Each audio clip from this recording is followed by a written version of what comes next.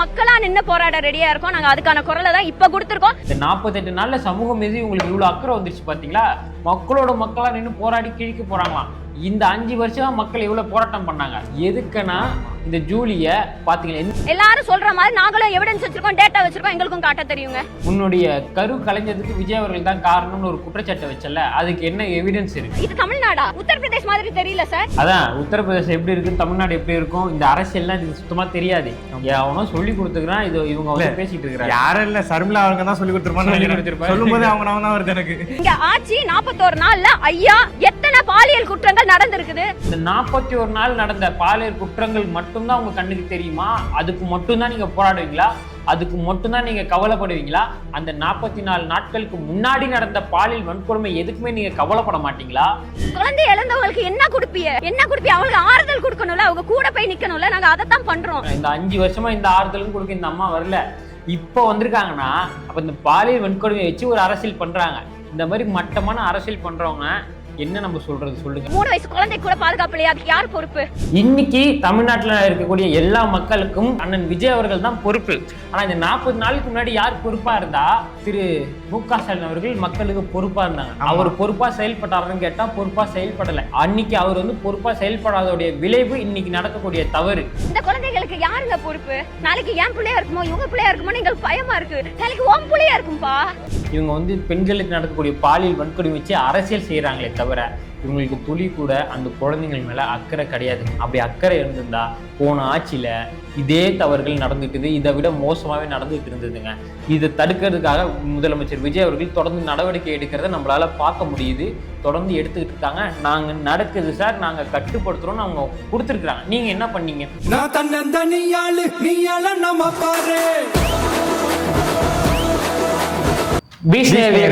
வணக்கம். DMK gen Z meetup நடத்தக்கூடிய அன்பானந்தத்தை இதை கைது பண்ண காவல்துறை போயிருக்குது. உடனே கனிமொழியிலேருந்து உதயநிதி வரைக்கும் எல்லா பதத்தமாய் கருத்து சுதந்திரத்துக்கு எதிராக செயல்படுது அப்படின்னு சொல்லிட்டு போஸ்ட் போடுறாங்க. அப்படி இவன் என்ன கருத்தை பதிவிட்டான்னு பார்த்தோன்னா, முதலமைச்சர் விஜய் அவர்கள் நடிகைகளோட உல்லாசமா இருக்காங்க அப்படின்ற ஒரு கருத்தை பயன்படுத்தி இருக்கிறாங்க. என்னங்க பண்றது? 4 மணிக்கு மேல நடிகைகளோட ஜாலியா உள்ளாம இருக்காங்க. அது மட்டும் இல்லாம முதலமைச்சரை மிரட்டுற தோனியிலையும் எச்சரிக்கிற தோனியிலையும் இவன் வீடியோ போட்டிருக்கிறான். இல்ல டிஎம்கே சைட்ல இருந்தனால அப்படிதான் நடக்கும் விஷயம். இவன் பண்ண இந்த கருத்துக்கு கருத்து சுதந்திரத்தை கேட்டுட்டு உதயநிதி அவர்களும் கனிமொழி அவர்களும் ட்வீட் போட்டுட்டு இருக்காங்க. பாத்தீங்களா?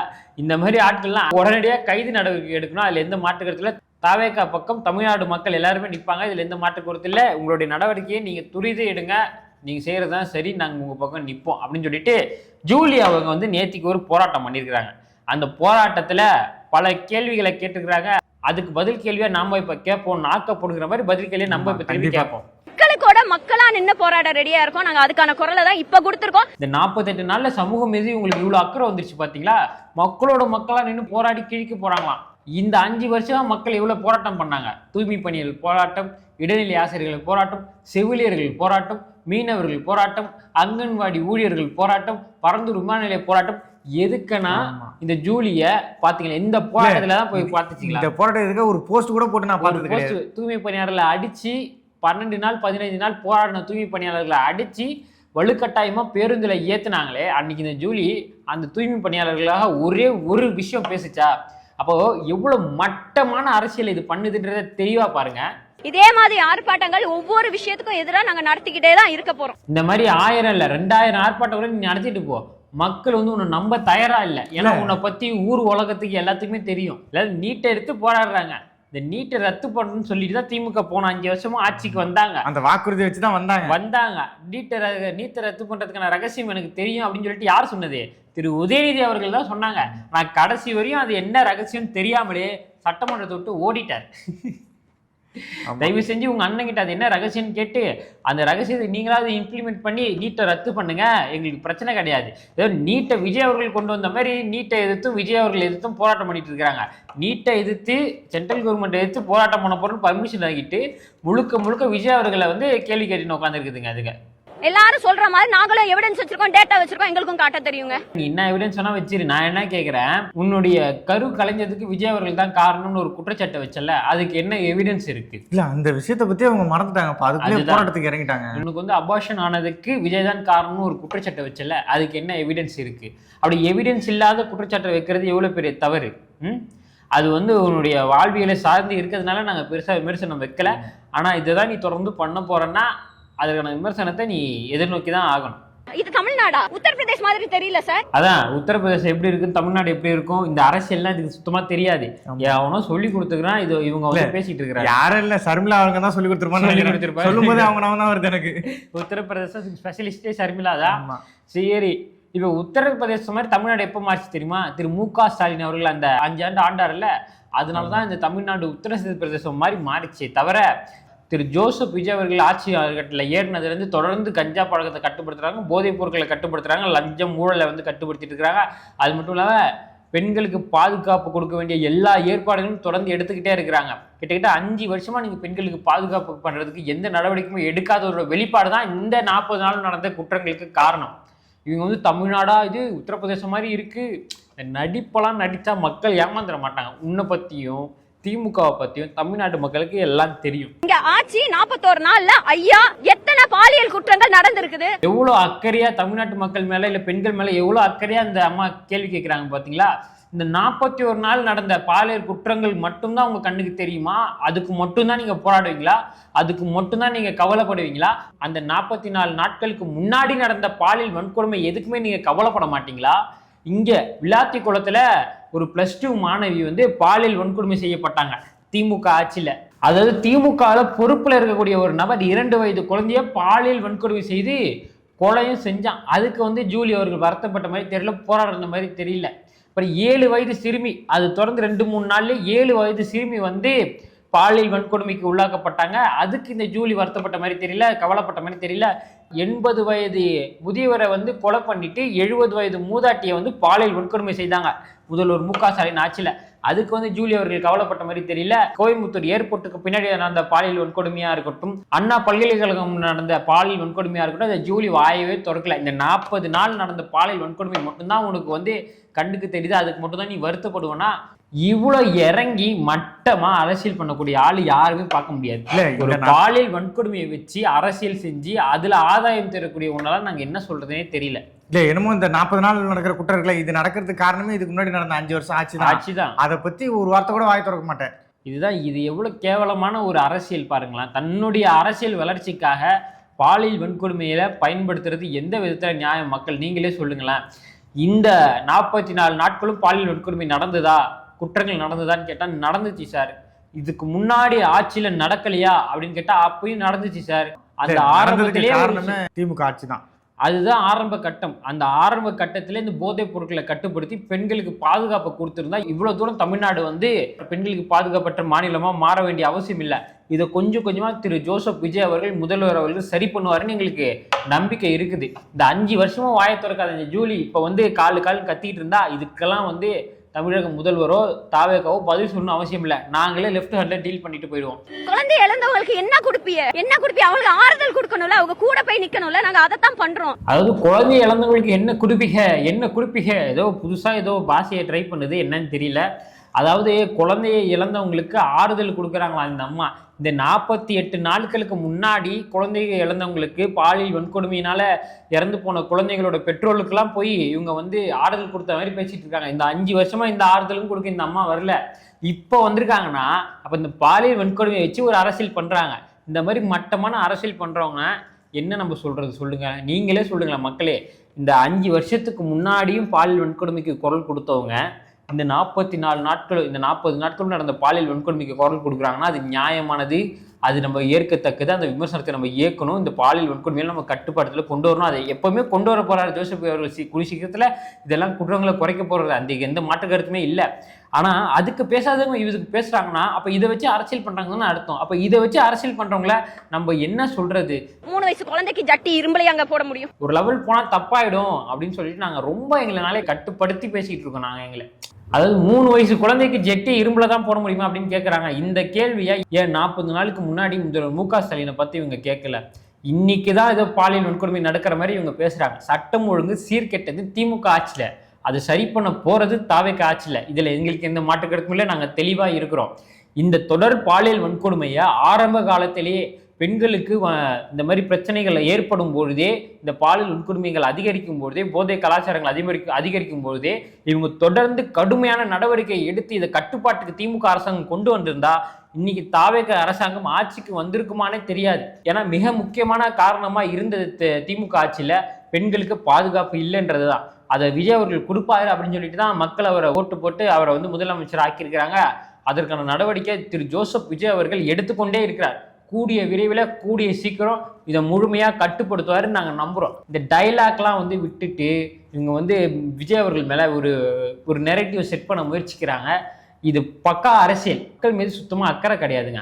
இவங்க வந்து விஜயை குறை சொல்லணும் அப்படின்ற ஒரே நோக்கத்தால் தான் குறை சொல்கிறாங்க. ஏன்னா 40 நாளுக்கு முன்னாடி இதே தவறு நடந்தது, இவங்க பேசலை.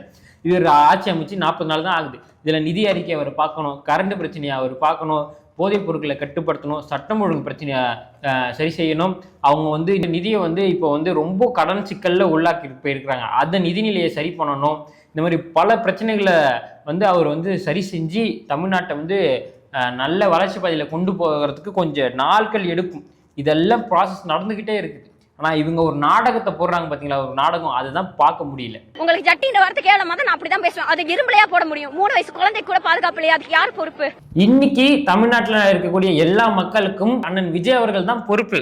ஆனால் இந்த 40 நாளுக்கு முன்னாடி யார் பொறுப்பா இருந்தா? திரு மு.க. ஸ்டாலின் அவர்கள் மக்களுக்கு பொறுப்பா இருந்தாங்க. அவர் பொறுப்பா செயல்பட்டாருன்னு கேட்டா பொறுப்பா செயல்படலை. அன்னைக்கு அவர் வந்து பொறுப்பா செயல்படாதோடைய விளைவு இன்னைக்கு நடக்கக்கூடிய தவறு.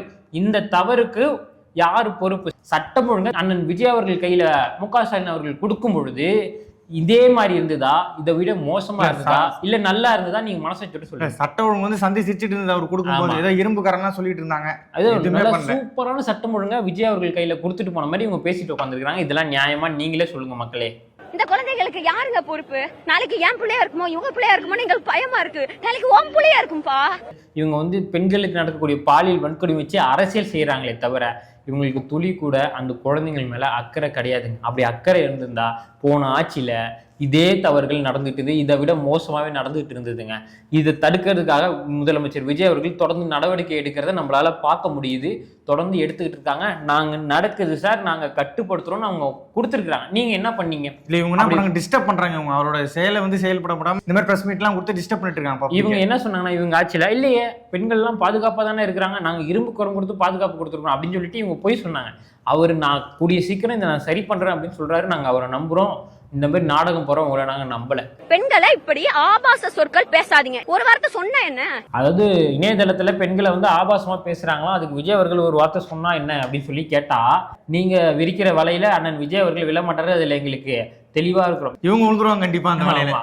ஏன்னா அவர் எங்க மேல நம்பிக்கை வச்சிருக்கிறாரு. நம்ம பசங்க இப்படி பண்ண மாட்டாங்க, இவங்க தான் நம்ம பசங்க பேர்ல ஆபாசமா கெட்ட கெட்ட வார்த்தையில கமெண்ட் போட்டு நம்ம பசங்க மேல கெட்ட பேர் ஏற்படுத்த முயற்சிக்கிறாங்க. நம்ம வந்து இப்படி பண்ணாதீங்க பசங்களா அப்படின்னு சொன்னா நம்ம பசங்க நம்மளே சந்தேகப்படுற மாதிரி ஆயிடும். நம்ம தம்பிகளை ரசிகர்களை நம்மளே வந்து சந்தேகப்படுற மாதிரி ஆயிடும்ன்றதுனாலதான் அவர் சொல்லல. இதுக்கான முழு காரணம் யாருன்னு தமிழ்நாட்டு மக்கள் எல்லாருக்குமே தெரியும். இல்ல கெட்ட வார்த்தை தெரியும். ஓப்பனாவே ஃபேக் ஐடி வச்சு நீங்க கமெண்ட் பண்ணுங்கன்ட்டு ஸ்டேஜ்ல யார் யார் பேசினான்றத தமிழ்நாட்டு மக்களுக்கு தெரியும். ஃபேக் ஐடியை வச்சு திமுக காரணம், நாம் தமிழர் காரணம், அதிமுக காரணம், பிஜேபி காரணம் யார் வேணாலும் பேசலாம். அதுல விஜய் அவர்கள் போட்டோ வச்சு பேசினா அது தாவேக காரங்க பேசினா தானே ஆகாது. அண்ணன் அவர்கள் எங்க மீது நம்பிக்கை வச்சிருக்காரு. அவர் வந்து சொல்லாததுக்கு காரணம் என்னன்னா, நம்ம பசங்க அப்படி பண்ண மாட்டாங்கன்னா, ஏன்னா நாங்கள் அப்படி பண்ணல, நாங்கள் விமர்சனம் வைக்கிறோம். ஆனால் அது வந்து கொள்கை ரீதியாகவும் நியாயமாக அரசியல் ரீதியாகவும் தான் நாங்கள் விமர்சனம் வைக்கிறோம். தவிர கெட்ட கெட்ட வார்த்தை பேசணும் எங்களுக்கு அவசியம் இல்லை, அது எங்களுக்கு தேவையுமே கிடையாது. எங்களோட ஒரே கேள்வி அதான், நாங்களாம் செத்து போயிட்டா யாருக்கு ஆட்சி நடத்த போறீங்க? பயமா இருக்குன்னு. ஏதோ இவங்க வந்து செத்து போயிட்டா யாருக்கு ஆட்சி நடத்த போறீங்க? ஏன் இது போன ஆட்சியில் கேட்க வேண்டியதானே? அஜித்குமார்னு ஒருத்தவரை காவல்துறையை அடிச்சு கொண்டாங்க, லாக்அப் பண்ண. ஆகாஷ்னு ஒருத்தவங்களை காவல்துறையை அடிச்சு கொண்டாங்க. யார்? மு.க. ஸ்டாலின் அரசாங்கத்துல அடிச்சா கொண்டாங்க. அதுக்கு யார் காரணம்? கவிஞன் ஒருத்தர் ஆணவ கொலையில இறந்து போனாரு. அதுக்கு யார் காரணம்? 60 பேருக்கு மேல கள்ளசாராயத்துல இறந்து போனாங்க கள்ளக்குறிச்சியில. அதே போல 25 மேற்பட்டோர் மரக்காணத்துல கள்ளசாராயத்துல இறந்து போனாங்க. அது மட்டும் இல்லாம வரதட்சணை கொடையில இறந்து போனாங்க. பல போராட்டங்கள் தமிழ்நாடு பார்த்துச்சு. இதற்கு முன்னாடி நடந்த திமுகவுடைய 5 வருஷ ஆட்சியில் நடந்துச்சு. அன்னைக்கெல்லாம் வந்து பயப்படாத ஜூலி அவர்கள் இன்னைக்கு பயப்படுறாங்கன்னா இது நாடகமா இல்லையா? அவங்க ஏன் பயப்படுறாங்கன்னா அவங்க கூட சேர்ந்தவங்க தானே, அதனால அவங்க பயப்பில்லை. இந்த ஆட்சியில இவர் நல்ல செய்ய வந்திருக்காரு. இவங்க பயப்படுறாங்க. எதுக்கு பயப்படுறாங்கன்னா இவங்களுடைய கிட்னி திருட்டு, இவங்களுடைய ஊழல் லஞ்சம்லாம் வெளியே வந்துருமோன்னு சொல்லிட்டு தான் பயப்படுறாங்க. தவிர இந்த தவறெல்லாம் பார்த்து இவங்க பயப்பில்லை. மினிஸ்டரை பத்தி அப்படி பேசாதீங்க. சீஃப் மினிஸ்டர் ஆதவ அர்ஜுனா அண்ணனை பத்தி இப்படி பேசாதீங்க. ரொம்ப நான் கண்மையா வண்டிக்கிறேன். கண்மையா வண்டிக்கிறீங்களா? ஓ, சீஃப் மினிஸ்டர் ஆதவ அர்ஜுனா தான். ஆமா ஆமா. கண்மையா வண்டிக்கிறாங்களா? கண்மையா வண்டிக்கிறாங்களா? அதாவது கடுமையா கண்டிக்கிறேன் அப்படின்னு சொல்லணும். அது கண்மையா வண்டிக்கிறாங்களா? இந்த தத்தி அப்படி சொல்லுதுன்னு பார்த்தீங்கன்னா பக்கத்துல ஒரு தத்தி இருக்குது, அதுவும் அப்படிதான் சொல்லுது. அவன் சொன்னது கரெக்டா சொன்ன மாதிரி சொல்லிட்டு இருக்காரு. ஆதவ அர்ஜுனாவை தான் முதலமைச்சர் அப்படின்னு சொல்லிட்டு பேசுறாங்க. விஜய் அவர்கள் தான் ஒட்டுமொத்த கட்சியையும் கண்ட்ரோல்ல வச்சிருக்கிறார். திமுக மாதிரி அதிகாரிகளை வச்சு ஆட்சி செய்யல, ஆதவ அர்ஜுனாவும் ஆட்சி செய்யல. முதலமைச்சர் விஜய் அவர்களுடைய கடைக்கண் பார்வையில இந்த முழு தமிழக வெற்றி கழகம் கட்சியும் இயங்குது, தமிழ்நாடும் இயங்குது. அதில் எந்த மாற்று கருத்துமே இல்லை. இவங்க தொடர்ந்து குற்றச்சாட்டுகளை வைக்க தான் போகிறாங்க. இதை நம்ம எதிர்த்து உண்மையை உடைக்க தான் போகிறோம். அதில் எந்த மாற்று கருத்தும் இல்லை. தொடர்ந்து நம்ம வீடியோவை பார்த்துட்டு இருக்கக்கூடிய எல்லா நேயர்களுக்கும் ரொம்ப நன்றி. நம்ம இப்போ ஆன்லைன் மூலிமா போட்டு அடின்னு அடிக்கிறோம். ஆனால் நாங்கள் நேரில் போட்டு திமுகவை பொலன்னு பிறக்கலான்னு இருக்கிறோம். தொடர்ந்து இவங்களுடைய முகத்திரையில் நம்ம கிளிக்க தான் போகிறோம். அது மட்டும் இல்லாமல் மக்கள் உங்கள் எல்லாருக்குமே இன்னொரு முக்கியமான விஷயத்த சொல்லணும். வர 28ஆம் தேதி வேல்ஸ் கலையரங்கத்தில் அட்விஸ் நாங்கள் 2 பேரும், அது மட்டும் இல்லாமல் வாய்ஸ் ஆஃப் லிங்கிஸ், இன்ஃபர்மேட்டிவ் டிகிரி, யங் தாத்தா அப்படின்னு சொல்கிற பல யூடியூபர்ஸ்கள், தமிழக வெற்றி கழகத்தை ஆதரிக்கக்கூடிய எல்லா யூடியூபர்களும் ஒன்று சேர்ந்து ஒரு விழா ஒன்று நடத்துகிறோம். இங்கே 1000 பேர் வரையும் அனுமதி உண்டு. அனுமதியை நீங்கள் பதிவு செய்யணும். அந்த பதிவு செய்கிறதுக்கான லிங்கை நான் கீழே கொடுக்குறேன். நீங்கள் எல்லாருமே இந்த சிறப்பான நிகழ்ச்சியில் பங்கு பெற்று சந்தோஷமாக போகணும். இங்கே இன்ஃபர்மேட்டிவாக பேசுவோம், காமெடியாக பேசுவோம், பொழக்க வேண்டிய விஷயங்களை பொழப்போம், தாவேக்காவுடைய வெற்றியை பேசுவோம். பல விஷயங்கள் இருக்குது, பல ஸ்பெஷல் கெஸ்ட் வராங்க. மறக்காமல் இந்த லிங்க்கு கீழே போயிட்டு நீங்கள் உடனடியாக ரெஜிஸ்டர் பண்ணிவிட்டு வர 28ஆம் தேதி ஞாயிற்றுக்கிழமை 6 மணிக்கு நீங்கள் கண்டிப்பாக எல்லாருமே அங்கே நம்ம நிகழ்ச்சியில் கலந்துக்கணும்னு உங்களை அன்போடு கேட்டுக்கிறோம். அடுத்த வீடியோவில் சந்திப்போம். நன்றி, வணக்கம்.